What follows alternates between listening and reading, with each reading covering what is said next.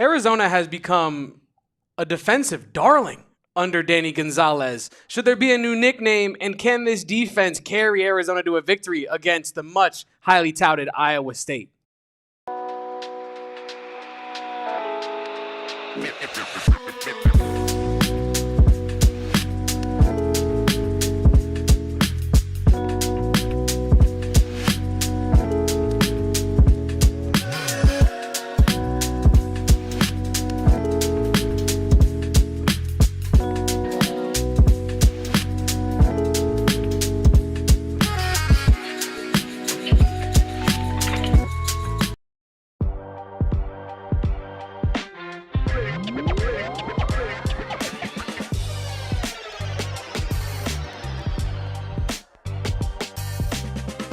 Welcome on in, everybody, to the PHNX Mercury podcast. I am your host, Damon Fairall. That is Kevin Thomas, and we are live from Studio K, presented by our friends at Circle K. Of course, I'm kidding. This is the AZ Wildcats podcast. My guy Kevin made a slight mistake, and you know how we got to handle that around here. You gotta pile on. You gotta make people feel bad about very inconsequential human mistakes and errors that, easily could have been avoided. But Kevin, good to see you again today, my guy. It is Tuesday. It is, Victory Tuesday. And, we're one day away from Arizona Wildcats basketball media day. I am happy to be back in studio with you, Damon. The dog, not Damon, is healthy, so I am back in Studio K. And I just got to say, nothing is better than this here studio presented by Circle K. I know it sounds like shilling, but it's not. I actually feel more at home here than in my at-home studio. So welcome back to me. Welcome back to the full AZ Wildcats podcast being in attendance in the same studio. I'm all about it, Damon. And you brought it up. Tomorrow is Arizona Basketball Media Day. We're going to talk about this more at the end of the show, I'm sure, but they have fully announced the exhibition schedule for Arizona. So a tentative schedule is out there, and I can move up my countdown from November 3rd to October 18th. And we can get into that at the end of the show. But yeah, Media Day is tomorrow. I'm excited. We're going to be talking to the who's who, Koa Pete, Braden Burries, Jaden Bradley, Tobe Awaka. All your favorite Arizona Wildcats will be on the pod tomorrow. It's going to be exciting, Damon. I'm excited to be back in Tucson. I miss Tucson a lot. Greatest city on earth. Indeed it is. And well, happy to be here on a Victory Tuesday. Every day is a victory day on a bye week. Correct. After a victory. So that's kind of what I'm trying to hammer home. Let's just relish this. Tomorrow will be Victory Wednesday, then of course Victory Thursday. You guys get the point. But I think as Arizona Wildcats football fans, we have to relish in the fact that we're back. We have a decent football team, and so I'm ready to be shameless about it, Kevin. I know Arizona only went 5-7 in 2022. But that was truly that season under Jed Fish, the second year under Jed Fish. It felt like a changing of the guard of the program, right? It felt like things were finally back on track after you had the 25-game losing streak or whatever it was. Now I think that, while it was just one bad year in between a great season, and I'm not saying that this season is necessarily going to be great, I do think that it's a little bit of a humbling experience when you're man, I'm just happy to have a decent, competent football team to cheer on and root for and watch every Saturday. Is that too much to ask for? Sometimes it is as Wildcats fans. Last season really made me realize how lucky some fans of certain programs are, right? For example, an Iowa State, whose basketball program is consistently competitive and football program is really in a renaissance right now. So I feel as an Arizona fan, and we've spoken about this in relation to other fan bases this season, self-awareness is super important. And I think going through last year as a fan makes me super thankful for every down of Arizona football this year being dramatically more at the minimum entertaining. And a lot of times competitive this season, it has been every down. So just happy to have Arizona football back. Happy to be talking about some real football games that we're not just, immediately penciling in as a loss. So yeah, very, very happy about the changes that have been made. And you talked about the idea of Arizona being back on track. Are the Wildcats back? I posted that to my personal TikTok yesterday, the show clip from yesterday about when I say Arizona's back, I'm not saying that they're going to go win the national title this year, but they're moving in the right direction. And when Brent Brennan came in here, like you said, it was a changing of the guard. And then you go through that 2024 season, and it felt like while the changing of the guard happened, maybe you're in worse hands now that the changing of the guard has happened. But this season, while very early, things could definitely turn for the worse this season still. But it seems like the changes that have been made are sustainable ones. And it feels like the changes that have been made are impactful enough to really help Brent Brennan keep his job at Arizona, and maybe not even just keep his job and survive, but thrive in Tucson at Arizona. So very, very pivotal game coming up against Iowa State in a week and a half here or so. And we're gonna talk about that a lot today as well. But yeah, we're learning a lot about these Arizona Wildcats right now in live time. And I'm sure Brent Brennan is too. And I'm sure he's also learning a lot about what he can do when faced with adversity at a big, bigger program like Arizona, as opposed to San Jose State, where yes, he overcame adversity, some of the most adversity you can overcome as a head coach coaching in one of the hardest jobs in the nation, right? But it's just different when you go up to a big conference. You expect the struggle out of San Jose State, but when you inherit a roster that went to the Alamo Bowl the year before, I don't want to speak for Brent Brennan, but I'm sure you're coming into this Arizona job thinking, I can do this. I can sustain the success here. Look at what I was able to do at San Jose State. And then you have that porous, really bad season that you had last year. And I'm sure, he didn't ever indicate this publicly. In fact, he indicated the opposite. But just on a human level, I'm sure that shakes your confidence just a little bit, right? Just the slightest a bit. So I think bringing in Seth Daggy, promoting Danny Gonzales, bringing in Joe Salavea, keeping some of the homegrown, so to speak, products on the staff and on the roster, I think has really helped this team and this program move in the right direction. So yeah, I'm willing to say Arizona is back. Like in terms of we're trying to compete again. We're trying to be competitive. Yeah. We're not just trying to salvage a roster that almost could have been something last season if things had broken left or right or whatnot. You're moving forward if you're Arizona football, and I think that's the biggest takeaway from the first 3 games is that this program is moving forward. This program is focused on being competitive in maybe the first or second best conference in America. And that's a huge indicator of success for Brent Brennan. Yeah, I think one thing to note, Kevin, is that the pressure is just different, right? Yeah. Like that's kind of what you were saying without explicitly saying it. Like Brent Brennan, it's not to say that he didn't have to endure struggle and hurdles at San Jose State, probably way more so than at Arizona, right? But when you lose at San Jose State, you don't have, a city of 1 million people breathing down your neck, calling you, every word in the book, right? Like when you're at San Jose State, you're in a kind of a massive metropolitan kind of area. You're, maybe the 4th most popular college football team in your like neck of the woods, 5th, 6th, even potentially. Like that's not even counting the pro squads that you have to pay attention to as well. Oh, it's not counting the pro right? squads. That's not even counting like Oregon, who probably is more popular in Northern California, and like Washington and those schools who are almost certainly more popular than San Jose State.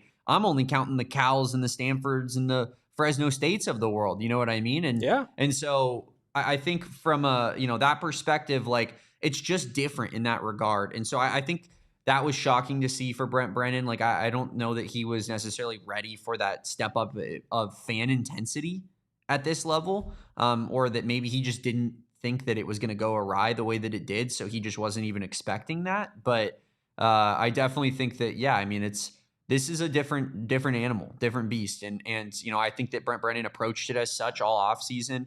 I know he still hasn't won over a lot in the fan base. I had a guy replying to me today, Kevin, where he was pretty abrasive towards Brent Brennan, and I didn't end up responding, but like I almost wanted to just go on the defense for Brent Brennan, even though I don't feel that I've been like the world's foremost Brent Brennan defender. Like I think I've been very honest and fair when it comes to Brent Brennan, what he did year 1, how we felt about this offseason, and thinking that Arizona was going a little under the radar going into this year. But I think that Brent Brennan is like he still doesn't have the fan base that is like fully bought in on him, and that changes, I think, if you can beat Iowa State. That's when people start being like, okay, I'm taking notice. Things are different this year. Because through 3 weeks, what can you say? We beat 2 teams we should have beat, and a third team that no one thought we were going to beat before the season. But it turns out they're horrific, and Arizona did what they needed to do to get the win, even though it didn't even look that pretty. So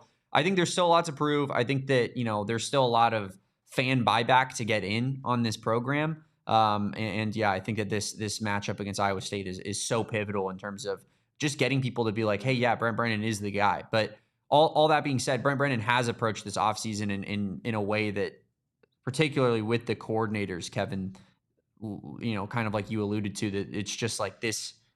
I think that is a clear indicator in and of itself that Brent Brennan means business in 2025 and moving forward. Because He removed both of his OC and his DC. He brought in new voices, Danny Gonzales being one that was already in the room, but experience and these people, Seth Gagey, Danny Gonzales have just kind of knocked it out of the park in every sense of the word thus far.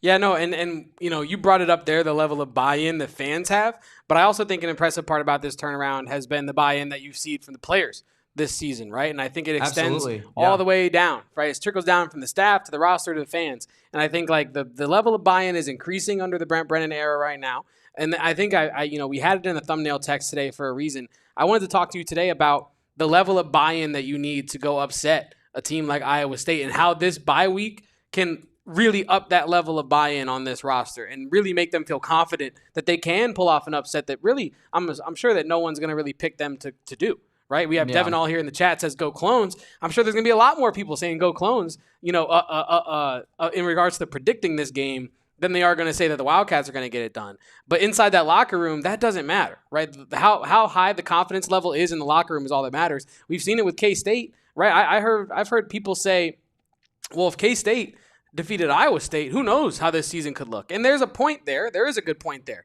because momentum, while you might not believe it real or fake or what. I think confidence is a real thing.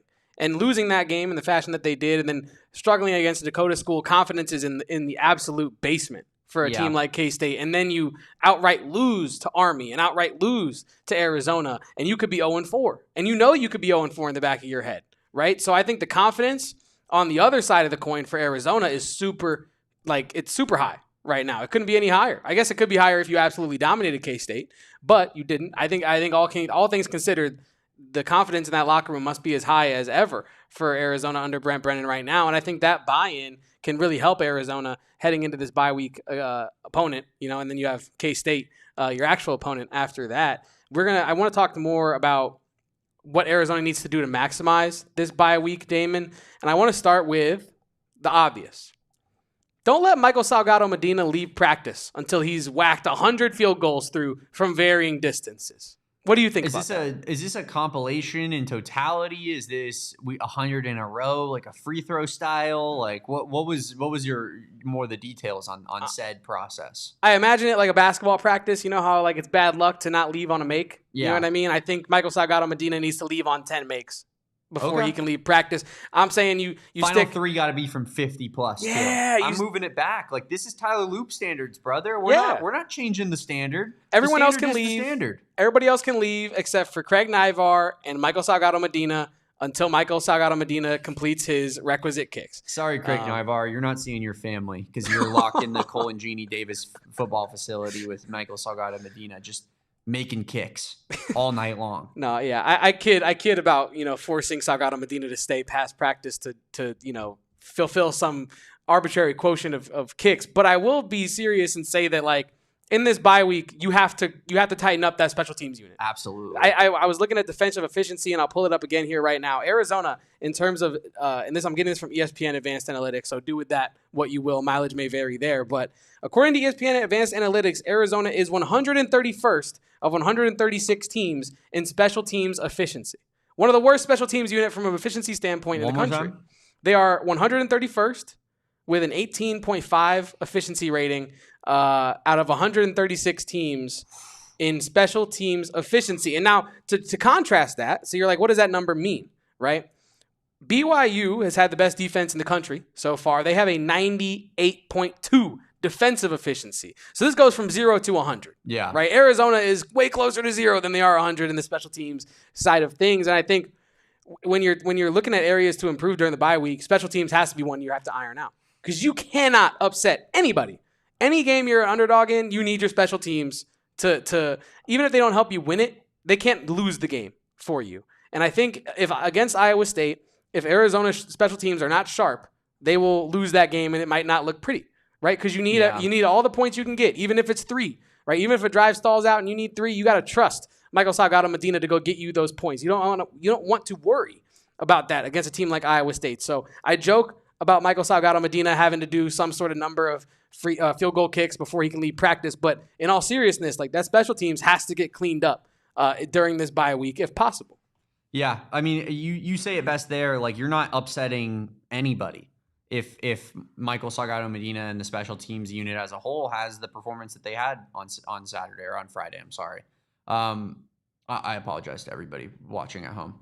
How dare you? Yeah, that was a big mistake. See, that's why you don't tune into the PHNX Mercury podcast, because you're just getting two guys talking about the Arizona Wildcats. Yeah, absolutely. Professional podcasting going on over here at PHNX HQ3. But yeah, Kevin, I think that, you know, what I was just going to say out of that is if you get the performance that you got out of MSM this Friday versus Iowa State in 2 Saturdays, it's an L. It's certainly an L, because Iowa State is a good enough coach team and a good enough like quarterback team well enough that they're not going to shoot themselves in the foot. They're not going to do what Arizona did all Friday night against Kansas State, which was keep their opponent in the game. So Arizona's going to have to play its best game of the season if it wants to beat Iowa State. Again, like Rocco Beck, you know, while maybe Kevin, we've talked about his lack of like dynamism, like he isn't exactly like taking the top off of the defense all the time. He is an elite game manager, and he comes up in big moments consistently. He comes up on big downs, whether it's 3rd or 4th down conversions. He can run and has made big plays with his legs. Like, he is a quarterback that is going to take completely what's given to him, I feel like. And that's, you know, like that. You're not going to have a guy that's going to go out there and capitulate and, you know, fall all over himself. You're going to get a guy that's, you know, going to throw for a high completion percentage and, you know, take the short routes and, you know, knife by 1,000 cuts type of style. You know what I mean? Like, this is the type of, you know, game where you're going to really have to play a really tight knit game, like a really together type of game, very complementary football on all 3 phases in order to get the W. Because like the turnover battle and the special teams battle for me are going to be like the 2 things I think that are going to be the biggest factors in that Iowa State game. And again, we'll talk about this all week long next week. That's going to be the entire week. But I'm looking at turnover battle. Can you continue to win and not just win, but destroy the turnover battle like Arizona has? And can you clean up the kicking game? Because those 2 things I think are the things that maybe, I don't know if I have the most concern about, but I think are the most important and pivotal going into Big 12 play. I think you touched on 2 of the most pivotal things. I think I'm going to go ahead and touch on the 3rd thing here in terms of importance. We have, I think, 2 more notes for our maximizing the bye week, you know, notes here. But I think the 3rd most important one, we've already talked about the defensive consistency. We talked about the special teams improvement that needs to take place. The offensive line discipline and technique has to improve. And now this is a group. I want to be, you know, very clear when I say this. This is the group that was just awarded best offensive line unit in the Big 12. Mm-hmm. I am not saying that they have to dial in the technique and the discipline because they've been bad so far. In fact, the opposite. The offensive line has been really, really good for Arizona in many ways so far. But the mistakes that they have made really stand out, because if they're able to clean up some of those mistakes that they've made, the holdings, the false starts, like the egregious holdings, right? Rhino Tapa'atotai literally clotheslined a guy against K-State. And that's not a Josh Oglesby problem. That's a Rhino thing. You know what I mean? And I think like the offensive line, there's so much to build on there, and I want to see them build on it during this bye week. I want to see them eliminate a lot of those bad penalties. Penalties are fine. They're going to happen, right? You know what I mean? You don't want them, but it's football. Things are going to happen. You're going to make mistakes. But I want to clean up the really avoidable self-inflicted errors that Arizona's offensive line has been imposing upon itself, right? Multiple times against K-State. You got in, at least in the red zone, but I believe in goal-to-go situations, and had to get beep, beep, beep backed up because someone had a holding or a false start or an illegal man downfield. Like it's stuff like that. So I think that has to be the 3rd most important thing to clean up this week, because Noah Fafita has to be one of the reasons you win against Iowa State, right? And I think like when you talk about the Big 12 conference, it is a quarterback-driven conference. The best teams in this conference have the best quarterbacks in this conference.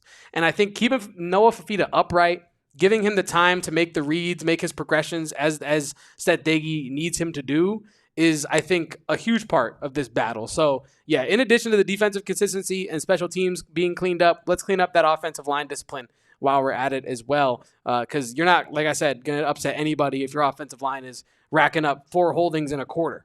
You know what I mean? Yeah, no, certainly, Kevin. I think it's a great point there, and also kind of a great segue here I want to get into some of these numbers, look at, kind of what PFF has said about the Arizona Wildcats so far this season. And specifically, I think that Kansas State game in particular, because, let's be honest, let's put those Hawaii and Weber State grades to the side for a second. And let's talk about the team that had equal, if not more talent than Arizona when it comes to, actually lining up mano a mano. But we're going to get into all of that. We're going to get into some EPA stuff, Kevin. We're doing a full analytical breakdown of the Arizona Wildcats right after the break here on the AZ Wildcats pod. We're getting nerdy on the AZ Wildcats pod, but one thing I love to be a nerd about is my THC products. You know what I mean? And Pure Edibles. I'm a huge Pure Edibles guy. I want to give always looking at the science, Kevin. Always.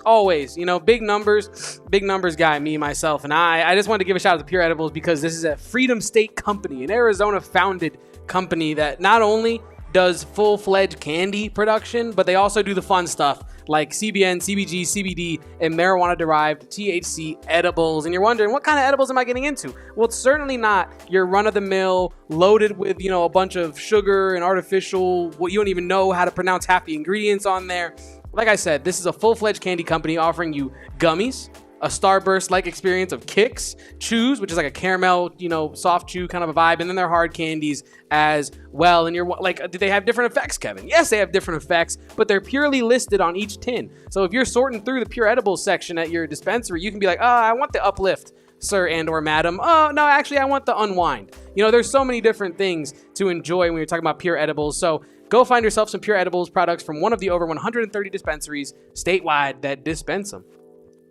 Kevin, it was Friday night. I was gearing up to watch the Arizona versus Kansas State game. I had already worked a little bit earlier in the day, just kind of in preparation. And I had to make a stop at America's Thirst Stop to grab myself an energy drink late at night. My roommate was looking at me sideways. He was like, "Are you drinking an energy drink at 7 p.m. right now?" And I was like, I got to bring the people energy on this post-game show. And I always know that when I'm in need of some caffeine, maybe just a quick snack, you name it, Kevin, Circle K is the only place I'm going to because they have their Polar Pops, they have all sorts of meal deals, all sorts of snack deals. Like it's the GOAT convenience store. Let's talk about it. It's time to stop dancing around it. It's the GOAT convenience store. Everybody knows it. And if you're not an Inner Circle Rewards member yet, what are you doing, guys? It's free money. You're leaving it on the table. 25 cents off per gallon on your first 5 fill-ups. Then 3 cents off per gallon every time that you fill up after that. 5 cents off per gallon once you reach premium status like me or Kevin. Kevin, my fuel light just came on. Whoa! So I'm actually going to need to make a Circle K stop. And it doesn't even feel like a chore, right? No. It feels like I get to make a Circle K stop trip after work. Yeah, absolutely. I'm gonna go get my gas. I'm gonna stop inside. I'm gonna see what the selection has. And I'm going to walk out a happy man, hydrated and fueled up, brother. That's what it's all about at Circle K. Join the Inner Circle for free by downloading the Circle K app today. Terms and conditions apply at participating locations. Visit CircleK.com for details. Before we get back into our defensive analytics breakdown, I want to give a shout out to everybody right now in the chat. If you are here with us, please leave a like, maybe leave a bear down in the comments here as well. Show your pride for the U of A and help us out. Help us get more people, get more eyes on this podcast that we do, because we like to think that we do great work, and I hope you guys think the same. So I hope you want to share it with your friends, and if you haven't, shoot a link over to one of your friends. Tell them to leave a like as well. Kobe, what is going on? Even if you're not shooting links over to all of your friends and family, which feel free to if you want to, but even hitting that like button, even leaving comments on the shows, like that goes a long way in terms of helping us, reach our goal of keeping this thing sustainable. And we really appreciate everybody who helps us along the way. We do. And I want to give a shout out to one of those individuals, Carl Schroeder, here in the chat, who says, every time I hear MSM's name, I want to work in a Funky Cole Medina reference. And honestly, if MSN had a better start to the year, or MSM, I should say, if MSM had a better start to the year, Carl, I probably would have broken out that meme already. The Funky Cole Medina meme by Tone Loc. That's right up Kevin's alley. Yeah, that is Kevin's type of vibe. Funky right Cole Medina. Line him up like 48 yards and like a game winner or something coming up. Funky Cole Medina is getting dropped on Kevo Post Twitter as soon as that happens. As soon as the ball goes through the upright, ref does this, I'm doing this, hitting post on the Funky Cole Medina meme. That's how it goes. So shout out to Carl Schroeder. Shout out to everybody in the chat. Kobe included, Owen included, everybody here. My grandfather Tom included as well. Always. MVP member, my grandfather Tom Lemke. If you want to get like him with his badge that shows he has higher status than you in this chat, sorry about it. I'm sorry about it. He gets a free super chat once every month, and he also gets to drop that bear down hand Wildcat emote in the chat anytime he wants in any of the shows. He can go into the ASU show right now and drop it and just be, a bit of an irritant. And I would appreciate that very much as well. So yeah, that is the crux of becoming a supporter. I think at this point, Kevin, like my biggest selling point to all of you fine people is we have, people like Glenn, people like Bees who come into this chat and watch our fine program, which we always are very happy to have them here in the chat to converse with people that don't exactly see things the exact same way that we do, Kevin. I think that that's a good thing. Like, you don't want to live in an echo chamber. But at the same time, like, they're dropping the forks up in the chat. Like, guys, can't have that. We got to battle counteract back. this with some Wildcat hand emojis. It's got to fight back, man. For the low price of $4.99 a month, you can just help support us. You could get that badge of honor and you could show your Wildcat spirit in the chat. But Kevin, let's get into some of these analytics here because me and you spent a lot of time putting this, kind of compiling all of this and putting it together. Just kind of starting things off. Through 3 weeks, the overall Pro Football Focus grades as a team, Kevin, go as such. 91.8 overall grade as a team, which, of course, 90 and above is considered elite level. That offensive grade is 73.5 overall. So that's merely around that's above average. It's good. It's not great even, but it's a good, solid offensive performance so far this year. 77.8 passing, 63.1 pass blocking, 60.1 receiving, which is actually the lowest grade of any of these kind of, I don't want to call them position groups, but types of offense and defense that you primarily play on this entire thing. Even lower than special teams. The receiving portion of things, Kevin, was the lowest graded on the entire team. 81.5 rushing offense, 68.9 run blocking offense. Any of those stand out to you?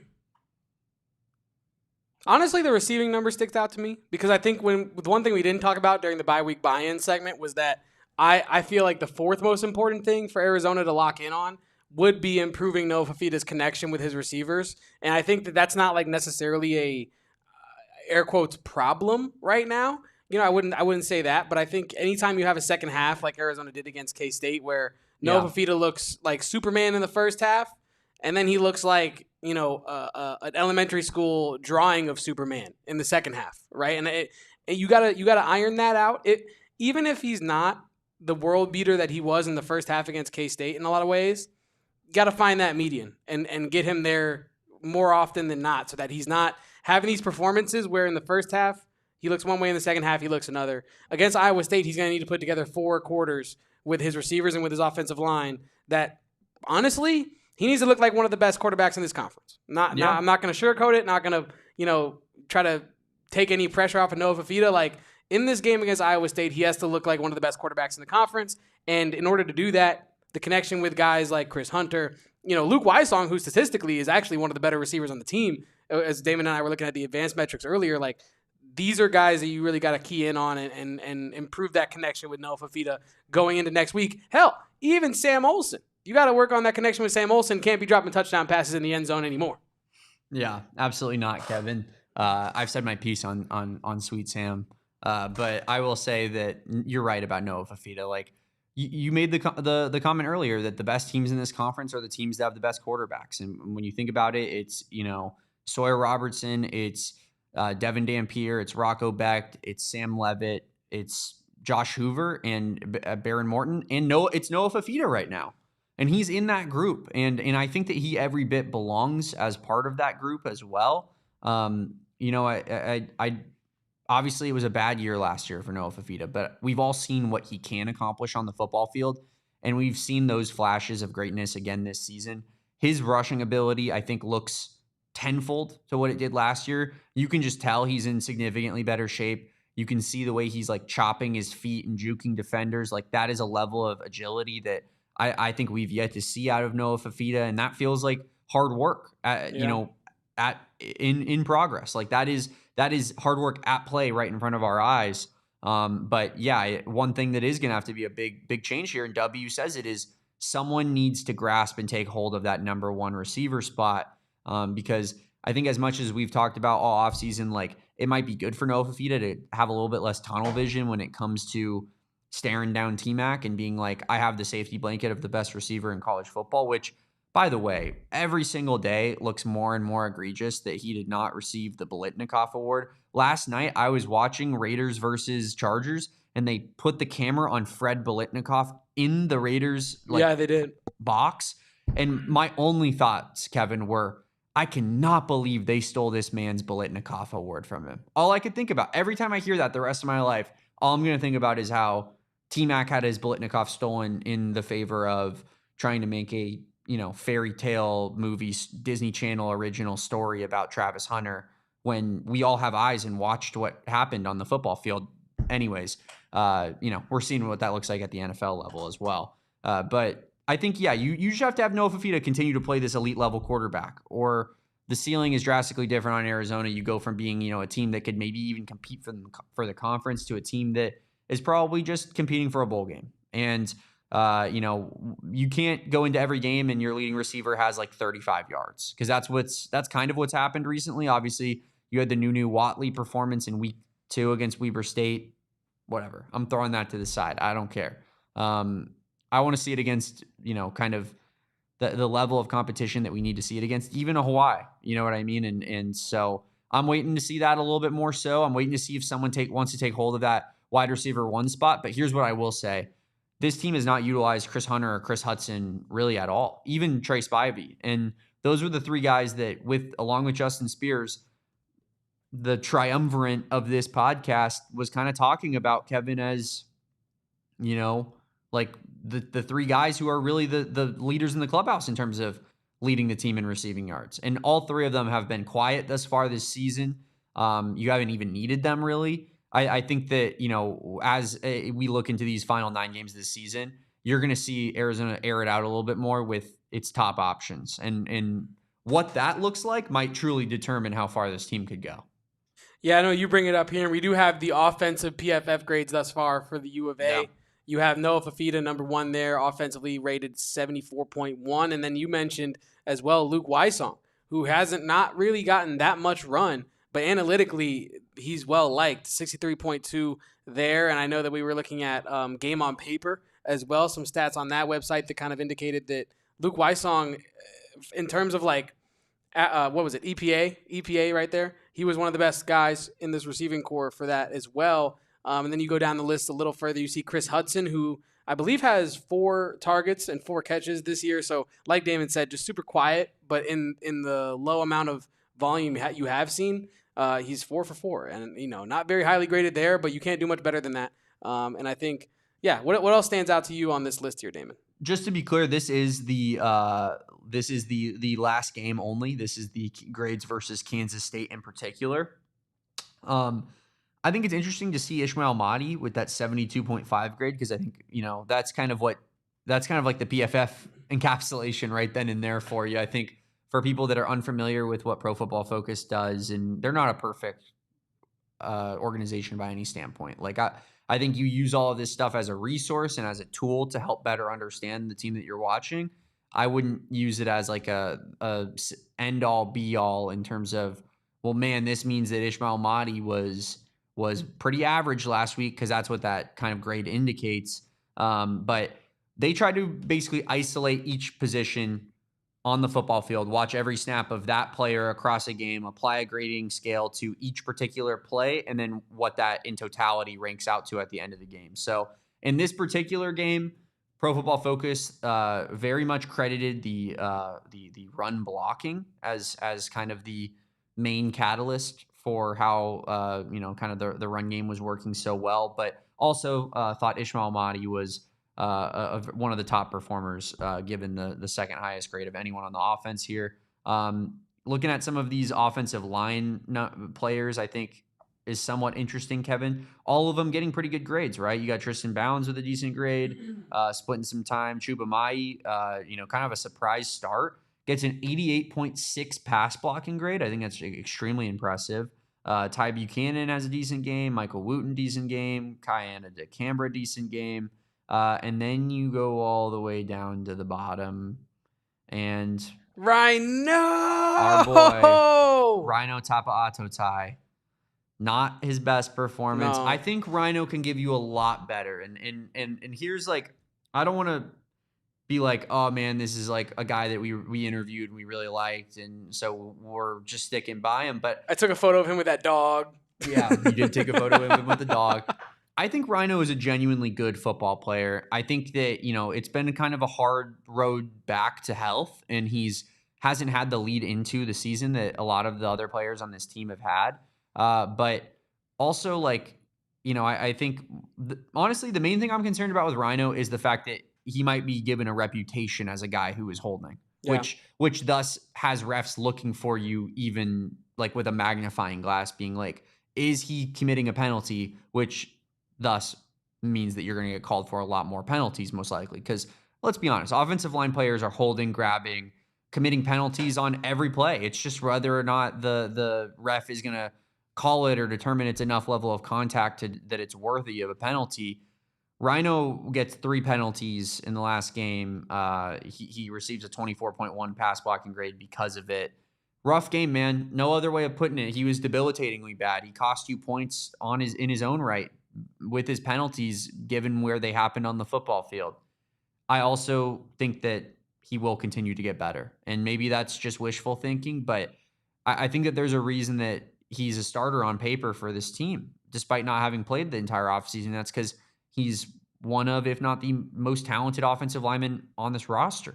And so I think you trust that talent. You trust what Josh Oglesby is doing. And even though it's not, hasn't necessarily yielded the greatest of results thus far. And I think you just, kind of keep going, right? Like I feel like if Rhino Tapa'atotai gets more run in, like he's going to look better and better personally. But Iowa State's that is a tough, like dive into the deep end of the pool type of moment for him there.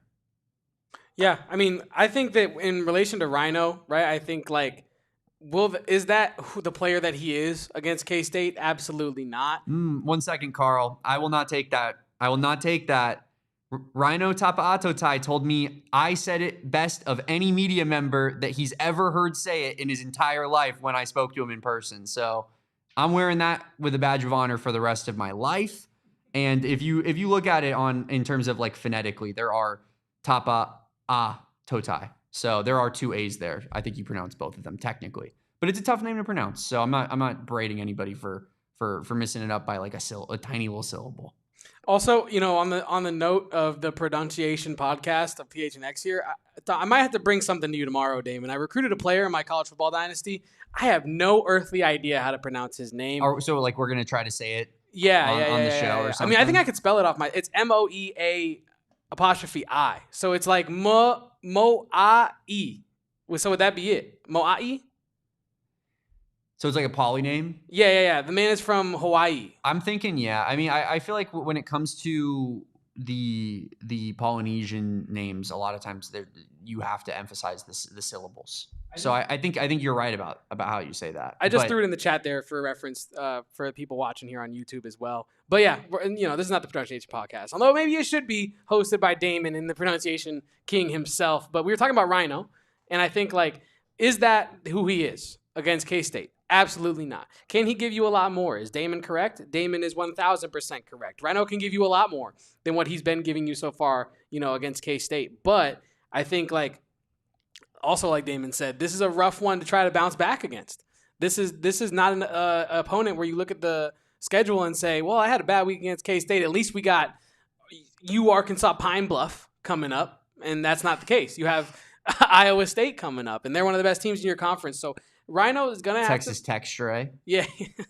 Rhino is going to have to play better, and that's I'm sure he would tell us that if he was on this podcast as well. I'm not really taking a shot at him. Like Damon said, we like the guy. But you can't have those kind of mistakes. And this is where he has to work with Josh Oglesby. He has to work with his other linemen to figure out what the issue is. Like, what's causing these holdings? What's causing him to be out of position, to feel like he needs to hold in the first place? And that's really what I'm looking forward to. Not, this Saturday, but another Saturday from now against Iowa State, is can this Arizona offensive line not only continue to improve, but can it clean up the errors that, almost cost it?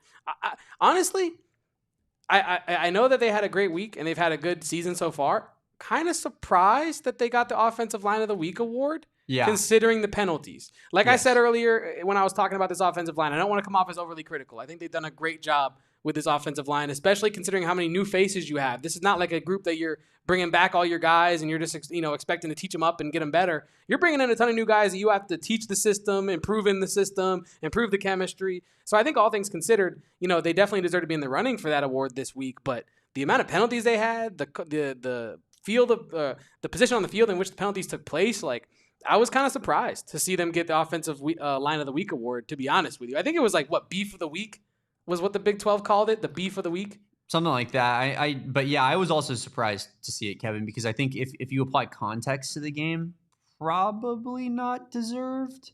But I think it's a good confidence raiser, confidence booster. Huge. And you take that and use it to kind of drive you. Be like, we want this award every week, right? We want to defend this award next week. So that's where, I maybe it wasn't exactly the most earned of awards when you factor in kind of the pass blocking penalty side of things in particular. But yeah, man, I think this is this offensive line unit is, one that we circled as in terms of like, is this going to be the issue when it comes to the offense this season? I still think that that's the case. And that's the position group that I'm most worried about going into Big 12 play, but we'll see what it looks like when they get to start playing some of the other top dogs here. I mean, Kansas State had a good D-line. Like, as far as defensive line talent goes, like, that's one of the better defensive lines probably in the conference, and they ran at will on them. So I think that's very encouraging as well. So, yeah, I mean, I don't know exactly how to feel about the O-line. I feel like that's one of the things that is certainly still a huge question mark for this team. Just kind of the trenches in general, right? Even though the D-line played great on Friday, that Kansas State O-line is a disaster. It's a total mess. And so I think, you take that with a little bit of a grain of salt. Iowa State's going to have a significantly better offensive line game plan in particular. But at home too. Yeah, absolutely. Kevin, was there anything from an offensive standpoint that you had analytically before we maybe hit our last break and then move on to the defense? Yeah, no, analytically, not in particular with the offense. I think mostly I wanted to dive into the defensive analytics. I think that's what's really shocked me the most. But yeah, I think we covered the receiving bit of things. I think we covered the pass blocking specifically side of things. I also wanted to give a shout out to Ishmael Mahdi, who gets a 72.4 run block grade against K-State in this one as well. So I'm assuming that happened on like 2 plays though. Or no, 67.6 run block. I apologize there. But yeah, still super high, I feel like, for Ishmael Mahdi, even though it was probably on a very low that sample. Output. I bet that sample size is pretty dang small. Wasn't and please, chat and Damon, correct me if I'm wrong. Wasn't it Ishmael Mahdi, and I might be getting confused this past weekend, that had that really awesome block? That might be the whole block that gets him the high rating. Noah Fafita was under pressure. I think a guy from K-State was. I think it was a safety blitz coming off the side. Yeah, that was the right side. Totally blind. Would have blindsided Fafita. But that was a pass blocking block, though, was it not? Oh, correct. Good call. Yeah, so that would differentiate from the run blocking. But yeah, great pass protection pickup from Ishmael Mahdi on that play. That was encouraging as well, because I think that was part of the reason a lot of people were like, maybe Quincy Craig is kind of the third down back over an Ishmael Mahdi, is because of that pass blocking ability. But from what I saw on that blitz pickup, I'm very encouraged by that. Ishmael Mahdi is Finman's GOAT. And, while we're on the topic, Kevin, why don't we just go out ahead and say it? We are planning on having Ish Mahdi on the show on Thursday, people. So off the top of the show, hopefully we're going to have Ish Mahdi on 2 p.m. on Thursday. Make sure that everybody in the chat right now is there, ready for that interview on time. Hopefully we're in the works on potentially having another interview right afterwards. So it could be a jam-packed day in terms of interviews. We have a jam-packed day in terms of interviews already tomorrow. And if you guys aren't planning on being there for the 3 p.m. live show at Arizona Basketball Media Day, I don't know what else you're doing. But Kevin, we will be talking to Ishmael Mahdi, and that will be very exciting. It will be, and like you said, we might have another guest on that show. We're trying to coordinate that with that person and see if we can fit it into their schedule. That was a little bit of a hint for you there. You can take that what you will. But Damon and I are going to talk about the defensive side of the ball, and also our guy Justin Spears of the Spears and Ali show had a little bit to say about the potential nickname for this defense. So all that and more on the AZ Wildcats podcast after this break. Ishmael Mahdi will be on this podcast Thursday, and if I have anything to do about it, I would love to be at Gila River Resorts and Casinos this weekend during Arizona's bye week and watch all the college football at their BetMGM Sportsbook, because that is the place to be, is the largest sportsbook here in the Valley. And I love our friends over at Gila River Resorts and Casinos because they have that Wild Horse Pass location that has become so iconic for the fantasy drafts that we hold. I think they actually may have changed the name of the location to the PHNX Fantasy Draft Sportsbook. That is a joke. But shout out to Gila River. They have multiple locations. I'm out there privy to the Kiva location. Damon is a Wild Horse Pass guy. They got Lone Butte and Santan Mountain as well. And if you're looking for upscale dining, they got that. If you're looking for lower scale, still high quality, but a little bit more affordable of a price, they have that as well. And if you're looking for upscale drinks, they got those. If you're looking for just a normal beer, I'm with that too. And they have all those for you at Gila River Resorts and Casinos. The table games, slot games, high roller, low roller, all the stuff at Gila River Resorts and Casinos. Go all in with over 400, but also over 4,500 slots, because you do you at Gila River Resorts and Casinos. Visit playathila.com for more details. Visit playathila.com for more details. And Kevin, it's not a trip to the casino unless you brought your shades with you, because I'm a shades insides man when I'm walking around doing my gambling. It adds an element of kind of like swag, swag that just you need that. It makes you look important is what it does. When you're putting money on the line, you need to feel good, right? And I do that with my Shady Rays. That's how I do it. And Shady Rays, they're the they offer you premium sunglasses for not a premium price. They are polarized. They have all kinds of styles for any type of person, whether you want a little bit more of a classic look or you want something a little bit more modern. Shady Rays has you covered. I of course have the big golf sunglasses from Shady Rays. I love them. They're great. I wear them on the beach or when I'm outside, and it's just it's a vibe, really. And I know that if I was to happen to maybe lose those, Kevin, say I'm out with my buddies, we're golfing, even though I don't golf, I leave my golf sunglasses in the golf cart. That's why you don't golf. No, well, true, but second off, all I would do, Kevin, is hit up Shady Rays' support staff, and they're just gonna be like, "Oh, what happened?" I'm gonna be like, "Oh, I left them in my golf cart," and they're gonna go, "Cool, we just sent you a new pair."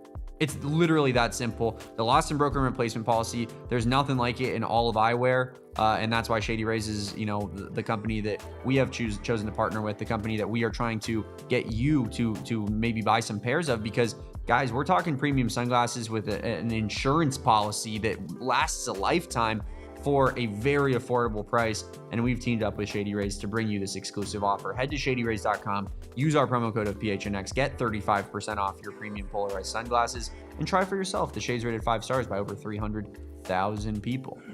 If you don't believe, real quick on Shady Rays, if you don't believe how fast that lost and broken replacement policy can be fulfilled, ask our guy Kobe in the chat. He literally did this over the course of a show, and it took him one segment to get his sunglasses on the way to his house. So shout out to Kobe, shout out to the chat, shout out to Shady Rays. And Finman, your guess is Genesis Smith. That is noted. We'll mark it down. And if it's Genesis, we'll give you a gold star or something like that. Drop your guesses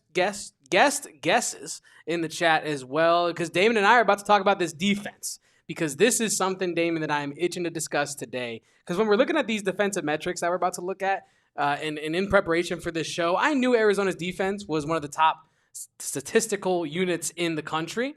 However, I didn't understand just how elite this defense is. And we're going to look at it through the lens of the Iowa State game, because I think that gives a good barometer for some of these numbers, because Iowa State's played 4 games, 4 opponents of differing levels. So I think it's actually, somewhat of a useful comparison there. Before we break down the kind of Iowa State versus Arizona numbers, do you mind if we maybe take a look back at the Kansas State versus Arizona numbers and how Arizona graded out in that game? Bang. You had a 91.1 overall defensive grade. You don't need to put this up on screen yet, Kevin. We'll look at that here in a second. 91.1 overall defensive grade, 89.0 run defense, which, I think checks out eye test wise. The run defense was exceptional. 68.7 tackling grade, which was the lowest of any of the defensive grades. 74.1 pass rushing grade, which I think was, is good, but not great, not elite. And then a 91.1 coverage grade, which is absolutely unequivocally shut down. And I think that showed so much, especially when you look at these players here, Kevin, now that we pull up the grades from last game. And if you can see on screen, I know it's small, so I apologize for the people at home. But Trayden Stukes, while only playing 7 snaps, led the defense with his grade. Then you have Genesis Smith, who I believe led the defense in snaps and, kind of in grade if you don't want to count Trayden Stukes because we're going to kind of say he didn't qualify. 88.4 grade from our guy Genesis Smith, Kevin, who continues to be maybe the most underrated player in this conference going into this season, was just severely disrespected and is proving it on a weekly basis. Gavin Hunter continues to look absolutely phenomenal. I mentioned to you off air, are our 4 best defensive players safeties? Trayden Stukes, Genesis Smith, Gavin Hunter, and Dalton Johnson, who I know is a little bit further down that list, but I think has established himself enough that you can very confidently say is in that upper echelon of defenders on the team. I wonder how high Dalton Johnson's grade would have been if he didn't get held on that Jace Brown end around. Yeah. Just putting that out there. That's a touchdown saving tackle that he could have made, should have made, would have made without that very blatant, obvious holding in which he threw his arms up to draw the call. Still didn't give it to him. But I digress. When you're talking about these grades that we pulled up on the screen here, obviously you mentioned are our 4 best defensive players all safeties? Gavin Hunter has been unbelievable this year. It's certainly possible. Yeah. And I remember, not really anticipating too much out of Gavin Hunter this year, and that's more on me than it is on Gavin Hunter, I think. But when we saw him against Hawaii, I think we all thought this is an awesome story for Gavin Hunter. This is a really cool moment for him as well. I wonder what the rest of the season holds. And Gavin Hunter said, "Here, hold my beer. Watch me go ball out against K-State and get become one of the highest graded players for that game." So I'm excited about the safeties room. I know we talked about the defensive back core for this team as a whole as being one of the strengths, but I think we got to specify a little more clearly. The safeties group is really where this defense shines, to the extent that you had to make a whole new position on your scheme last year, the star position, to really accommodate a guy like Genesis Smith, who, yes, is a safety, but can kind of play all over in a lot of different ways, and that's why he has the grade that he has here. I'm going to pull it up one more time. If you look at that 88.4, you also see the really high tackling grade, really good run defense grade, and also really good coverage grade as well. So a lot of the safeties on this team in a lot of ways are jack of all trades. Dalton Johnson is in, I feel on every tackle as much as he could be. Trayden Stukes didn't play very much, to your point that you alluded to there, but the snaps he did play were very loud. His impact, I believe he got the sack or a half sack on Avery Johnson that, had me standing up at home watching that, for Stukes. I know that's a huge moment for him as well. So, yeah, I think that the safeties might be the stars of this defense, and I don't really think it's a crazy statement at all. Well, I think they're certainly the stars. We've been talking about that for months on this podcast. I think maybe I don't want to say that I underrated Gavin Hunter. I understand what you're saying in terms of we didn't walk into the season being Gavin Hunter's going to play a pivotal role on this defense. That's what. But I think what I would have said about Gavin Hunter is that he assuredly has lots of talent and is playing behind one of, if not the best player on the entire defense in Trayden Stukes. And I think that the same can be said for a guy like Jack Luttrell, who last season got in when Gunnar Maldonado got hurt and when Trayden Stukes got hurt and made the most of his opportunities. We've barely seen Jack Luttrell at all this season. I think Arizona's safety room is just so deep that we're looking at a situation where it's how do you get these guys all on the field at the same time? How does Arizona play Trayden Stukes, Gavin Hunter, Genesis Smith, and Dalton Johnson all at once, Kevin? Because I think you have to find a way to make that happen, or at least try to get them all the most amount of snaps possible while keeping them fresh, because I think that all of them deserve playing time, and Gavin Hunter has earned playing time, after these guys get back from injuries. I just think that you can't keep a guy like that out of the lineup. He's almost been undeniable of sorts. So I'm kind of conjuring up ways in which you can make that happen. Do you maybe move Trayden Stukes to boundary corner? Do you Put Dalton Johnson back at linebacker and next to Tay Brown. Like, I think that there are avenues to make this work. I don't know if Arizona's going to go in directions of like changing people's positions, but I definitely want to see formations and packages where we're utilizing as many safeties as humanly possible. Yeah, no, I agree with that, and I think it's going to be interesting to see how Danny Gonzales and that group gets creative to utilize all the talent that they do have, and really to maximize the talent that they do have. It's one thing to utilize all the guys on the same field at the same time, but do you have a scheme that maximizes each individual's skill set, right? So that your whole unit can rising tides rise the whole ship's the whole sank, right? And I think like when you talk about this defense, Damon, the safeties have really been the backbone of it, and if you can what I want to be careful of is making adjustments for the sake of adjustments to make guys, play a certain number of snaps. And I'm not saying that's what you're saying, but what I am saying is like, I'd be worried to mess with what's working in real ways. You know what I mean? So like maybe moving Dalton Johnson down to linebacker while he does have some experience there as of last year, doing that. Is that what's going to keep this defense rolling in the ways that it's been rolling? Well, this I was season? about to bring that up actually, Kevin. Max Harris, and I not to pile on the guy, I didn't think that he was debilitatingly bad at all. So it's not like this was popping off the screen at me, but PFF says that Max Harris received a 26.3 tackling grade, which is horrible, awful tackling grade. So That surprises me. I guess that's kind of where I got that idea from, is like, would it be beneficial to this team to, bump Dalton Johnson down closer into the box, more near the line of scrimmage, and allow these safeties to kind of pick up the slack on the back end for him? I'm not saying that's the answer. It was just a hypothesis, but I hear you. Like, it's hard to, you don't want to overreact after game one, or after one game. The defense has been phenomenal as well. Like, I don't think Max Harris, the eye test showed that he was really missing a ton of tackles. So In fact, like my eye test said the complete opposite. And again, I'm like PFF goes through and watches every single snap of every single individual from across the entire country to get a grade. Like Yeah. I don't have all that context of watching every snap of every game across the country, but I do watch a lot of the Arizona games. I watch all the Arizona games. You know what I mean? A lot of the Big 12 games. And I feel like when I was talking to Shane, who's literally a Sun Devil, about this Arizona game, he was watching it and he texted me like, "Yo, who is so and so?" And I go, "Oh, that's Max Harris." Right? And he goes, "Dude, the guy tackles like a monster," right? Because some of the hits he's been laying this season have been quite loud. So I think maybe like it's maybe I'm wrong and his production is being made up for by those loud tackles that I'm remembering when I think of Max Harris. And maybe the whole time he's like missing some tackles. But I actually think he's been a lot better than that PFF grade is giving him credit for. And obviously, I'm saying, I know that they are experts in what they do in their grade. I'm not trying to say that their grade is like wrong objectively, but what I am saying is it doesn't match my eye test, and so that does surprise me that Max Harris got such a low grade, because I was kind of impressed by his like ferocity, I'll say. And that's where I'm saying we use PFF as a resource and as a tool, not as an end all be all. Because even in that grade, like he receives that awful tackling grade, the rest of his grade was pretty good. Yeah, they thought he had a decent game overall. They just thought his tackling grade was poor. So that's where I think that's something that it's like. Now that I've seen that, I'm going to be on the lookout for it. I'm going to be moving forward, be like, how is Max Harris tackling? What does that look like? And just kind of use this as like somewhat of a talking point for lens for the season. Yeah, for sure. But that is the defensive grades from the last game. Kevin, you had some stuff on kind of just the defensive numbers so far this season overall. What's that? Could it possibly be overtime on a Tuesday? We're going to OT. A lot of love when you go OT these days on the AZ Wildcats podcast. Shout out to you guys in the chat. Leave a like, leave a comment. Let us know what you're thinking about this defense. I do want to get to the defensive analytics, but Finman brought up a topic in the chat that I want to poke your brain on, Damon, before we get too deep in here to forget.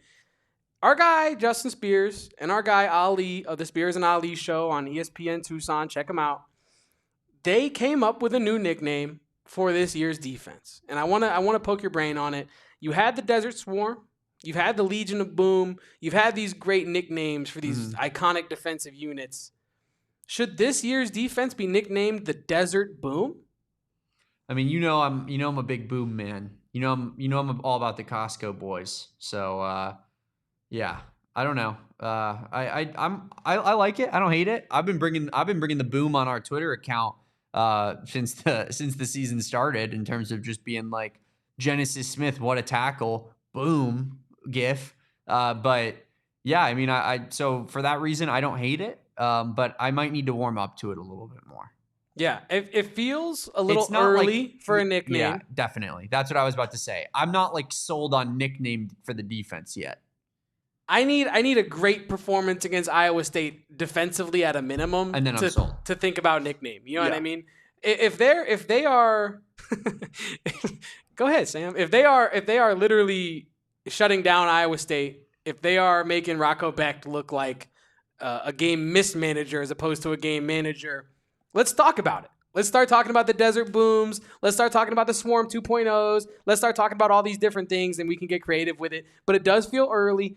I'm not trying to downplay the creativity over at Spears and Ali. They are killing it over there. Desert Boom, if we are to nickname it though, pretty high on the list. I feel like, right? I just feel as though that's a good one. It pays homage to a past unit without explicitly doubling back on Desert Swarm. I kind of like it. Carl Schroeder says, I think of DG mentioning bad humor. Must be something there. There could be something there. There could be something there. I don't follow. I think he's just saying DG Danny Gonzales is saying they got to play with a bad attitude. I think is what he's saying. Maybe I'm wrong on that, but he also mentions violence a lot, choosing violence. There's got to be something there. The violence side of things as well. There's a lot of options for the nickname. If you have a nickname, let us know here in the chat as well. Is Desert Boom the nickname you want to go with if you're going to rename this defense or name them at all? But Carl, please explain to me in the chat. Break it down. Break it down to a couple of idiots here. I thought I knew, and then Damon not knowing what I thought I knew made me second guess every inclination of what I had. But the only way to get a nickname, Damon, is to be an elite unit for the consistency of the season. This is Arizona's statistical profile. And as you see, it has net EPA per play for offense, defense. You have offensive success, defensive success, net EPA per drive, and net field position. Arizona ranks top 10 in net EPA per play in defense. They're top 5. They rank top 10 in defensive success, top 5 at number 4 at pass success defense or pass defense success. And then you see number 1 net EPA per drive for the defense on GameOnPaper.com.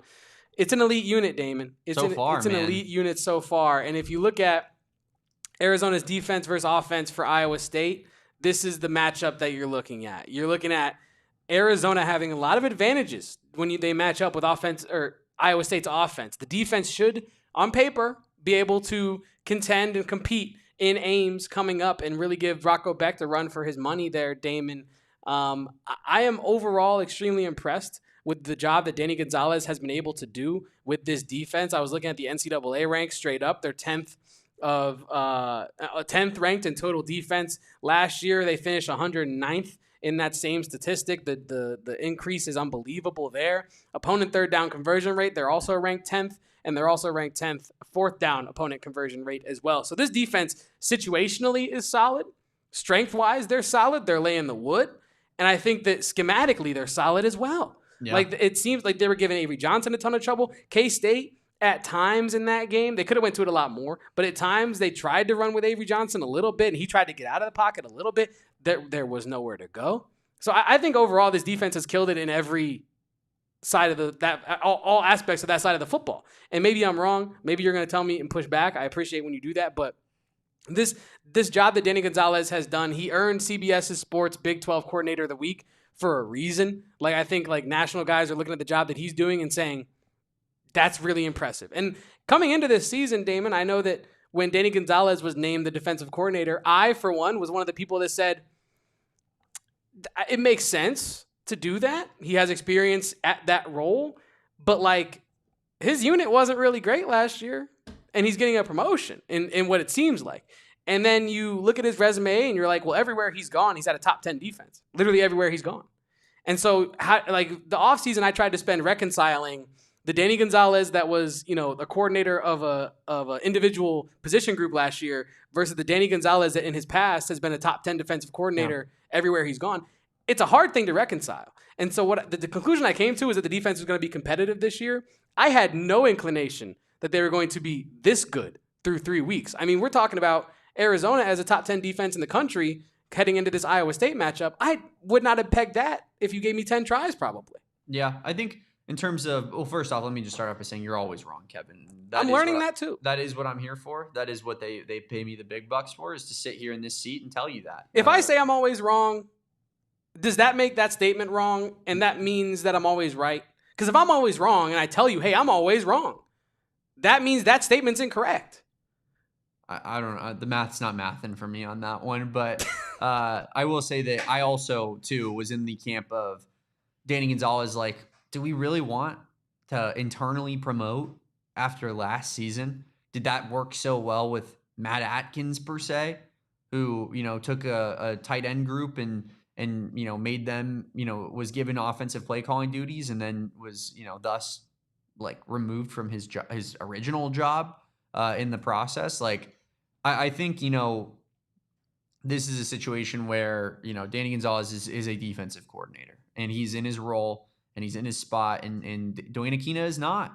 And as good as Dwayne Aquina was as a position coach, it's kind of the opposite there, right? And I think that also Danny Gonzales, like, just from an intensity standpoint, you hear it in interviews, you hear it every time he opens his mouth. The dude just is like, he encapsulates like flying to the football with the way he speaks. And like, I was listening to their press conference the other day with them in preparation for our show last week. He did 30 minutes by himself. Danny Gonzales, all by himself. No one else was there. The player one was Trey Spivey and Dalton Johnson, and they got like legitimately like 11 minutes out of the two of them. And Danny Gonzales is up there, and he's like, "Listen, Wednesday night's Uno night at the Gonzales household." And I mean, that's just. And when my daughter wins, she spikes the cards and smacks me in the face. That's just the kind of. I love the competitive fire out of my family. I shed a tear. I said, "Sweetie, that's exactly how I raised you." But seriously, like he seems like he's just, in every sense of the word, like a true defensive coordinator. Maybe that he wasn't ready to be a head coach at his alma mater, and that sucks, because I think that, knowing Danny Gonzales, the very, kind of little that we do, Kevin, like, I think you can tell that his, like, doing it for his alma mater, for his, kind of hometown, like that would have meant everything to him. But I think that this is a step below that, right? Like, you can build roots in Tucson. Your family can grow up and live in Tucson. He talked about how special this Tucson community was in terms of, and this is a really cool story. His daughter has Down syndrome. He said that Lute Olson's daughter reached out to him like right when he was brought into Tucson to say, like, how can we help, with some special education courses, or getting her involved in general ed classes and whatnot. And I just think that's such a cool story, right? Like, it encapsulates how special the Tucson community is and how they rally around the Arizona Wildcats. I think Danny Gonzales wants to be here, and this is a place that you can really lay roots. And I think that, like, maybe he wasn't ready to be a head coach, but maybe he's just like an insane defensive coordinator. And if you're from New Mexico, you're a New Mexico guy, why not live in Tucson? Like, it's not too far off, right? It's kind of the same. You're in flying distance of home. Like, you could get home whenever you want. I feel like it's a best of both worlds situation. Can I be honest with you? Marriage. He's kind of shooting the middle. Like, he's kind of splitting the difference between Phoenix and New Mexico, and being in Tucson, where it's like you get the best of both worlds, right? You get the remoteness of being in New Mexico, where you're not bothered by being in a gigantic metropolitan place with all this pollution and noise and all this stuff. But then you also get all the great stuff of the valley that Phoenix offers, right? The outdoors activities, the food scene in Tucson is otherworldly. I think it's kind of the best of both worlds for a guy like Danny Gonzales, right? Because I feel like Phoenix is almost like too big for a guy like Danny Gonzales to really thrive in, but New Mexico might be even like too small for him to really thrive in. So Tucson might be a home for our guy, our RDC DG. Yeah. And we do have a clarification from Carl Schroeder, who said Danny Gonzales quoted as saying, "Come to the ball with bad humor," pretty much just saying attack with nastiness. So I love it. Yeah. I'm just gonna, like, maybe that's next time we talk to Danny Gonzales, we're just gonna need to have him explain all of his sayings and Gonzalesisms to us on the show, Kevin.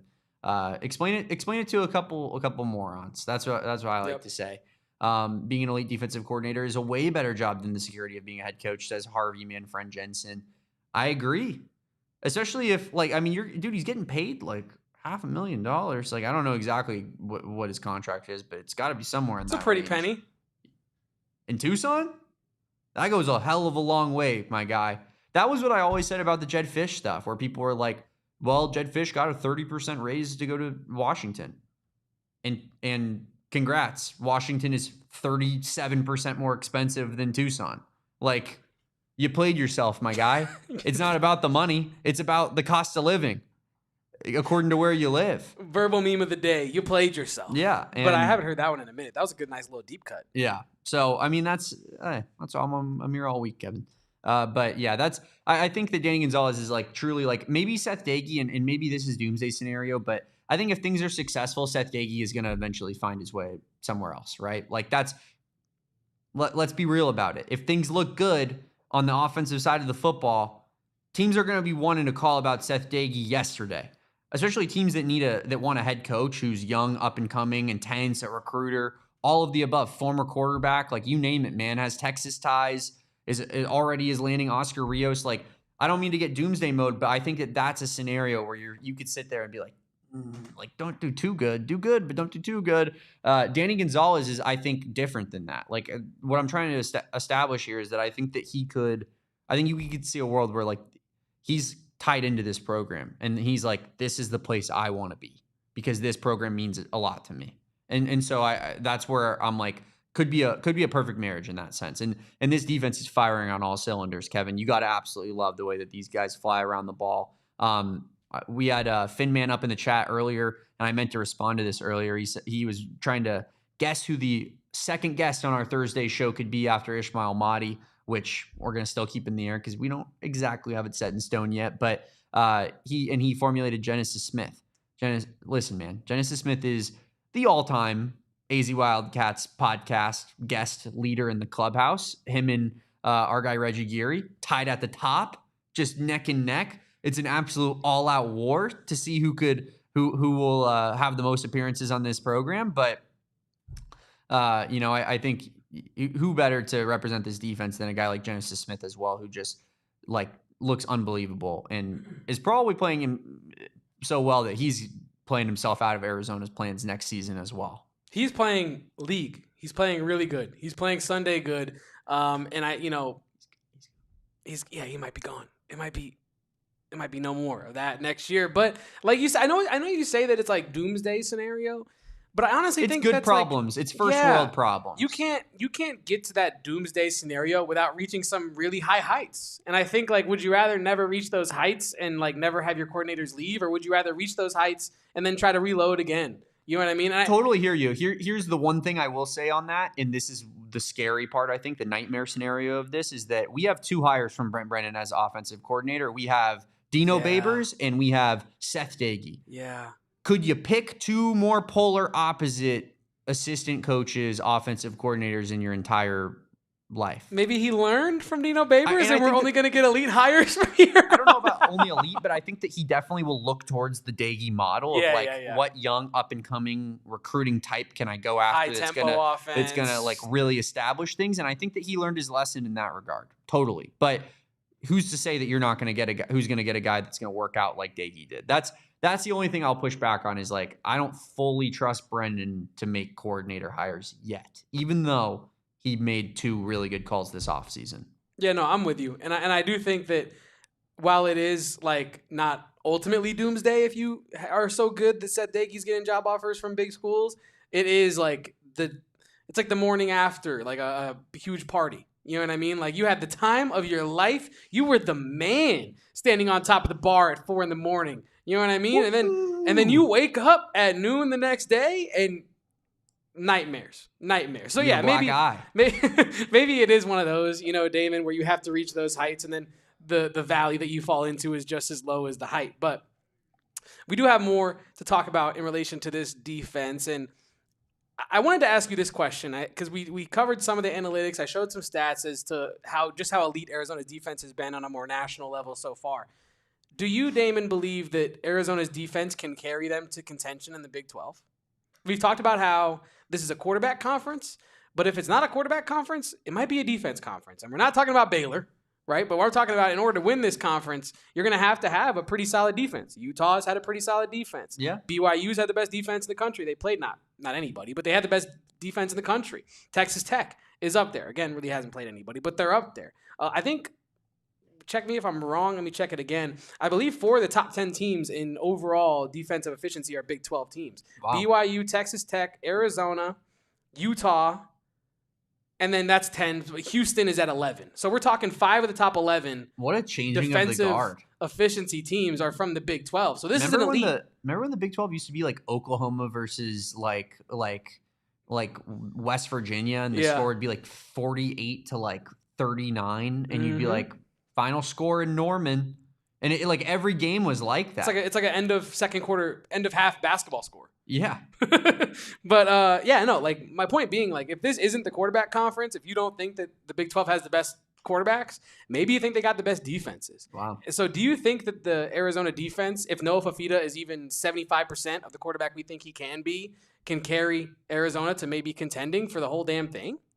I think if Arizona is going to contend until the very end, it's going to be off the back of how good their defense is. Because I honestly, like, I think that the offense can play much better. I don't know if we will see them play much better. And that's not to say I don't believe in them. I just think that Fafita's playing at a pretty high level right now. I think the run game is working, and I think the O-line will struggle at times, especially versus some of the better opponents. So that's where I think like the offense is kind of going to be what the offense can be. But I didn't think that this defense was going to look like this at all. And if they're going to be elite, Kevin, then like I don't think that there's any telling how what the ceiling of the team is necessarily, because you can go a long way with a defense that keeps you in every single football game. There's a reason people say defense wins you championships, and it's because a good defense keeps you in every single football game. And there, you don't really leave much air for being like blown out, right? Like you're always in it. So that's where I think that Arizona's built well. They have the quarterback we believe in, and they have the defense that could potentially be something special. And yeah, totally. I think that if Arizona's going to be good, like it's going to be off the back of a very, very special defense, at least for our standard.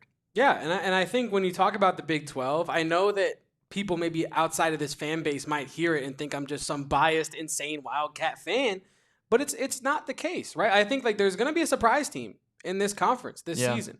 Last year it was ASU. I know Danny Gonzales has been of the why not us kind of attitude about that, but I think there's like a real idea to like Houston is shocking people so far. I was just about to say there's 2 teams, Kevin. If you're truly going to say that they're like we're in shock the nation mode in terms of like the Big 12 is just going to have a team like this year in and year out, there's 2 candidates right now. Yeah. Arizona, Houston. Yep. Those are the 2 candidates right now. And I think when you look at this Big 12 conference, it's not wide open from the standpoint of like, oh, you don't know who's going to be in the Big 12 championship. You have a pretty good idea that it's going to be like one of 4 teams in that championship game. But it could be, a Texas Tech and then a shocker of like Houston or a shocker of Arizona, right? And I think like when you look at this conference, it's going to beat itself up a little bit. Totally. Got ASU versus Baylor this weekend coming up. You got, Texas Tech versus Utah. Should have been the ESPN College Game Day, feature matchup, but they're worried about DJ Lagway. How can he break the interceptions record in a single game? That's what they want to cover. Not me, sorry. The Big 12 is where it's at right now. And I know that they had a rough start to the non-conference. I know that their best win right now on the road is probably Baylor against SMU. Yeah. Probably, and that's not great. But I do think that, like, in terms of real talented football teams, the Big 12 pound for pound is better than your favorite, SEC ESPN thing. You know what I mean? Like, I think that the defenses in this conference can really carry one shocker of a team all the way. And if Danny Gonzales is the coordinator that Brent Brennan, DG himself, Seth Dagey, and all the other people in the know about Arizona are telling us, this is going to be a top 10 unit all year. Based on what we've been told and based on the 3 games that we've seen, I have no reason to believe that Arizona can't at least keep up some semblance of this success and finish as like a top 15 unit. You know what I mean? In the country. I don't know. The defense, I'm not going to that would be special, Kevin. I don't know what I would do with my hands. I don't know what to do with my hands. I think like I'm not going to sit here and proclamate that like, oh, they're going to be the shocker and watch out for Arizona to win the conference. They're going to do it. Like I'm not saying they're going to do it, but I am saying like, don't come in this chat and act surprised if Arizona does shock some people this year in the Big 12. Don't come in this chat and act surprised if it's Houston, the number 11 ranked defense. You know what I mean? Like, and if anyone in 8 games in is like, oh, this Arizona team could surprise some people, direct them to our show on September 16th, Tuesday. Because we're saying it now. Approximately 3:20 p.m. Yeah, if Arizona's, I think, and this is really what gives me such confidence, If Arizona's offense came out this year with the same level of production that the defense is having, and the defense had the same level of production that the offense is having, I would not be singing this same tune, to be quite honest with you, because I would not be so confident that Arizona could win a shootout against like Baylor, or that Arizona could win a shootout against Texas Tech. But if Arizona can slow these teams down, if Arizona can be a real defensive stopper in this conference, you have one of the best quarterbacks. You have a deep receiving core. You have Ishmael Mahdi. You have Kedrick Reesno. You have Quincy Craig. You have Wesley Yarborough. Why not us? I know you tweeted it, right? I'll let you get the joke off here as well. You tweeted what the other night? Oh, I just basically said something to the effect of everybody in this entire country is sitting around on their couches in their living rooms right now thinking one question. Why not the Arizona Wildcats? And really, why not? Like, there is no real tangible eliminating factor as of right now, besides like you just don't like them. Or no, something there isn't. Like that. I mean, I think that there are flaws clearly. There are clear flaws, but you're right in terms of like so far the defense has been elite and the quarterback looks good. And if those two things stay consistent, Arizona's going to be a damn good football team. That's the recipe for success in this conference. Defensive success backed up by an elite quarterback. And if you can have consistent Noah Fafita play and consistent Danny Gonzales bad humor defense, the ceiling is the roof. Yeah. And again, I'm not trying to get crazy. I'm not going to say they're going to go out and make the CFP or win the Big 12 automatically. But if we're talking about where Arizona can finish, like if they finish in the top 5 of this conference, I would not be shocked at all. Yeah. At all. Because it's not like the schedule is insane. You have Baylor and Arizona State to end the year. Those are probably your 2 toughest games outside of Iowa State for the rest of the year, right? You have Colorado, Kansas, Oklahoma State, Cincinnati as your other conference games, and I believe I'm forgetting one in there. But for Arizona? Yeah. What did you say again? Kansas, Cincinnati, Oklahoma State, and now I'm forgetting one. ASU, Baylor. Oh, Colorado. And then ASU and Baylor? Yeah. I was saying outside of Iowa State and the 2 games to end the year, that middle, all those games are super winnable. For sure. All those games are super winnable. So if you're telling me Arizona has 2 or 3 losses to end, and it sounds crazy because of what we thought preseason, but this defense is giving us the idea that might not be the craziest thing. It might be a little out there, but it's not the craziest thing to say that at this point in time. Now, again, if they go out there and get whooped on by Iowa State, it kind of fizzles out my whole point that I just spent the last 5 minutes making. But if they do go out and make a good account for themselves against Iowa State, watch out for the Arizona Wildcats now. Yeah, absolutely. Because as Big E said, y'all sleeping on those Arizona Wildcats. And Big E is the prophet of a generation, as we all know. But some like it. Sean here in the chat says, here in the schedule outside of ISU, Baylor, and ASU gives me an insane amount of hope. I think that's entirely reasonable because going into this year, I think a lot of the teams that you looked at on the schedule, some of them had question marks. How good could a lot of these teams be necessarily? But a lot of those teams have kind of fizzled out a little bit early on. Maybe not even fizzled out is the right word. Like, I won't say like Cincinnati fizzled out, but they haven't done anything that's shown you impressive, that they're like a good football team or in any semblance better than Arizona. Colorado, they've certainly fizzled out. Kansas State, we already won that game, but they fizzled out. Like, there's plenty of teams in the conference that are a lot worse than you thought, and there are plenty of teams that are a lot better than you thought. And Arizona kind of got the right end of the stick there when it comes to that because they've missed out on some of the better teams in this conference, the Texas Techs, the TCUs of the world, and they don't have to play those teams. But let's make fun of our friends up north here for a second, Kevin, because they do have to play all of these teams. Let me read you their schedule real quick. Isn't this fun? Holy hell. It's brutal, isn't it? So moving forward from this weekend on, Baylor, TCU, Utah, Texas Tech, Houston, Iowa State, all in a row. 6 games in a row, those teams. Houston was the easy one of those games, and Houston looks good. Correct me if I'm wrong, and I feel bad because I think I deleted them out of the stream before, but like, is that not 6 of the top 7 on our power rankings? Excluding on yours, because I think I have Arizona 6 on mine. But outside of Arizona State, is that not just all of the top teams in the conference right now? Yeah. So I have Houston 10th on my power rankings. Okay, yeah. I think you could certainly have them higher potentially. My top 5 are 5 of those 6 teams. That's crazy. Tech, Utah, Iowa State, Baylor, TCU is my top 5. And they play all 5 of those teams. The 6th team of that group being Houston, who looks pretty damn good. Dude, that's a ringer schedule, bro. we're looking at a world where I don't even know if I'm going to stick by. I don't think Arizona, and maybe we'll find this out and I'll be proven wrong. I hope I am by the end of the year. I don't think Arizona is a better football team than ASU. I do think by looking at that there's a world in which Arizona finishes with a better record than ASU. Because that is an insane gauntlet. It's an insane gauntlet, and Arizona's is almost the complete opposite in relation to at least the conference, right? I know that like the complete opposite would be a bunch of bad teams, and this conference really doesn't have like outside of maybe Oklahoma State, even UCF is undefeated. So I mean UCF fans would be mad if I called them bad, but they're undefeated. You know what I mean? Like this conference is brutal, and for Arizona State to get that that slate of games that's tough. Yeah, dude. Hate to see bad stuff happen to good people, man. Hate to see it. I'll just have to, I guess, paint my body, red, maroon and gold, green and purple on those days in the process, because we are whatever fan base of the team is playing ASU. Can we, honestly, I know we have some other stuff we wanted to talk about today, but I think on this topic, I think it would be best to end the show with this. Can we talk about a little bit of the Big 12 matchups coming up this week? We'll probably preview them more closely on Friday's show going into the weekend.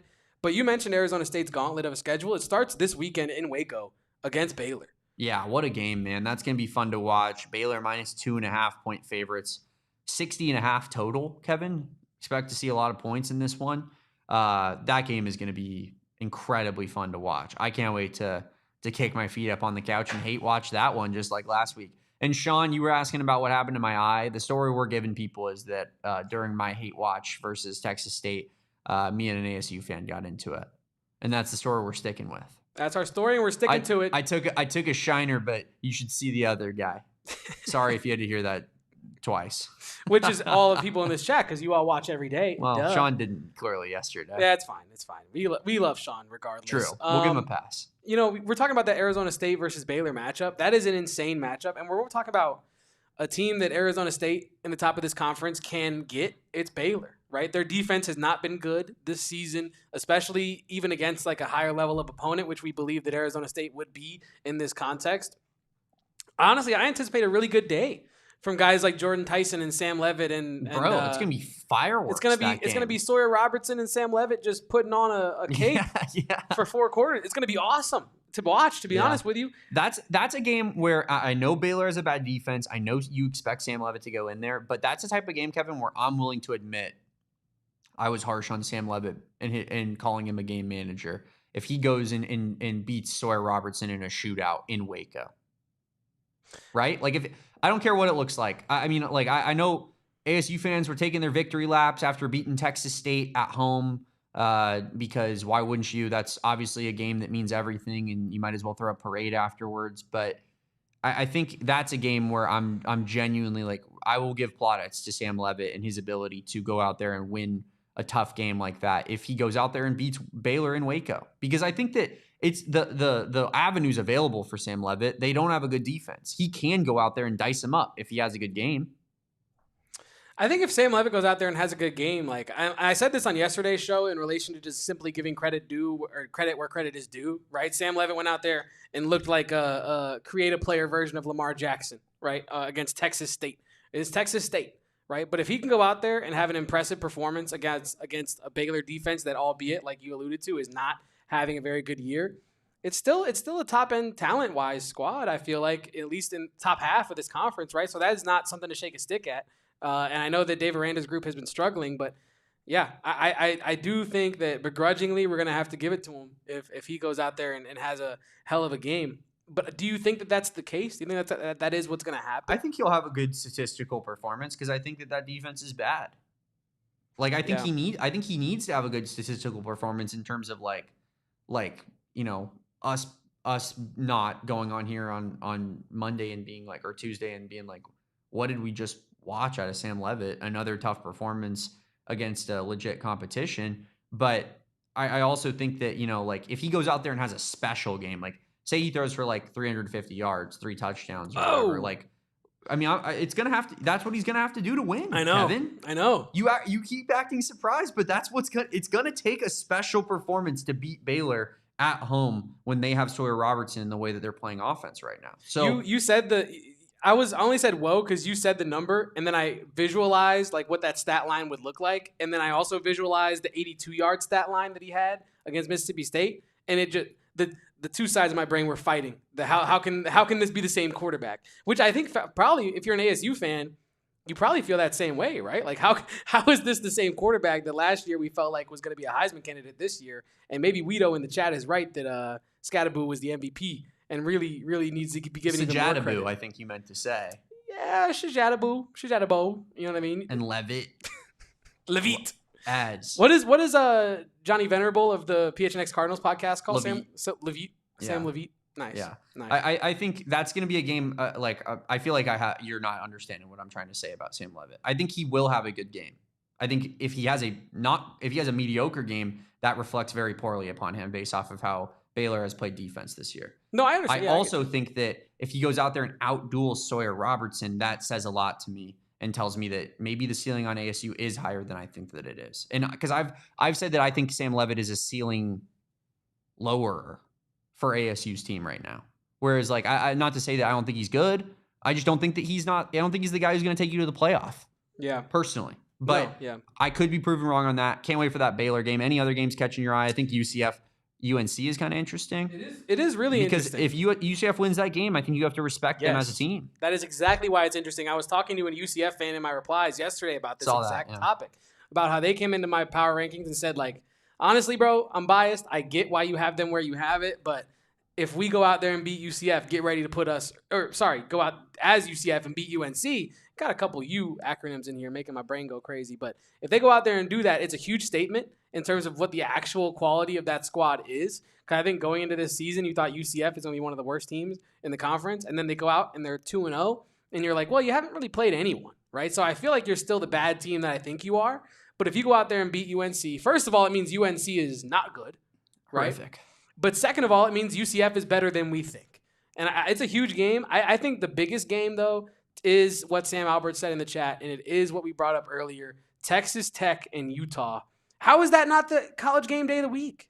That's crazy. Could be a determiner for who makes the conference championship game. It could be already. A preview. Yeah. And they're going to Miami, an undefeated team, versus a team that if they lose, they're 1-3, and their quarterback has, I don't know, how many interceptions is DJ Lagway going to have after this week? He has 6 right now. Yeah. You know what I mean? And we're not even through September. Yeah.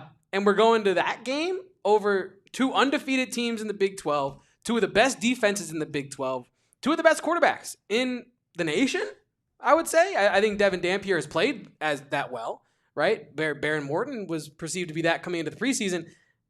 I don't get it. Going to, well, I know Meatloaf. I get it. But, like, we all know you can't win with Mom's Meatloaf. I know. It's tough. But they're winning right now. They're 3-0 with Meatloaf in the locker room. So maybe Meatloaf Morton is where we gotta keep it going. But I'll never get over that. As you shouldn't. But I genuinely, though, like, this matchup is, in my opinion, one of the premier games of the fall. Of the season. Yeah, 100%. Of the fall, this, you know, I think that Baylor ASU game is juicy, but this Utah Texas Tech game is special.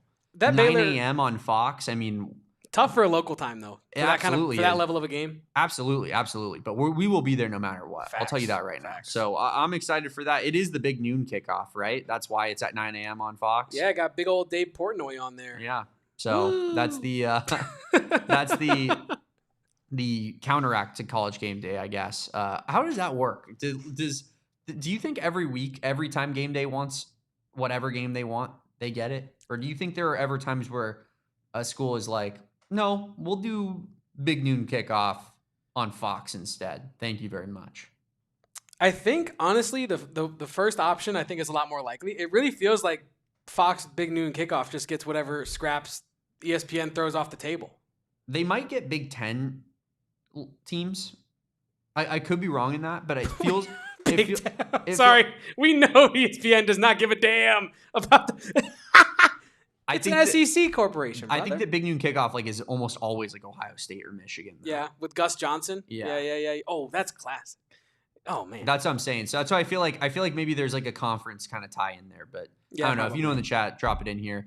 Appreciate everybody for being here on a Football Tuesday is what we're calling it. But tomorrow, guys, it's a Basketball Wednesday because The Arizona Wildcats are having their media day in McHale Center. All of the players will be there. Your boys will be there. Erica Day will be there. Cohen Kinney will be there. We're going to have a crew rolling 4 deep. We're going to have our own table. We're going to have players brought over. And we're going to be talking to Arizona Wildcats players all day long. That starts at 3 p.m. Make sure you guys check out our YouTube channel to see when that stream gets made. Turn those notifications on once they do. And guys, we are gearing up for a truly special show tomorrow that Kevin and I cannot wait for. Cannot wait to lock eyes with Koa Pete, Kevin, for the first time. Well, actually, second time. Second time. You broke some news. I did Thanks meet him to in Koa person. Pete. Yeah, I did meet him in person at the spring showcase. But second time, maybe first time on camera. You know what I mean? Yeah. Yeah, first time on camera. And Carl does say in the chat that he was super impressed by ESPN's job of simply pronouncing the players' names correctly, which I know sounds like a really low bar. But if you have tuned into any Arizona games in recent memory, you know that is somehow not the floor that they are reaching over there. But they do also do a lot of good stuff over there. The new update to the app is not the best, but topic for another podcast. As Damon said, this has been the AZ Wildcats podcast. We do have the media day tomorrow. Please tune in for that. And then we have Ishmael Mahdi on Thursday. Show.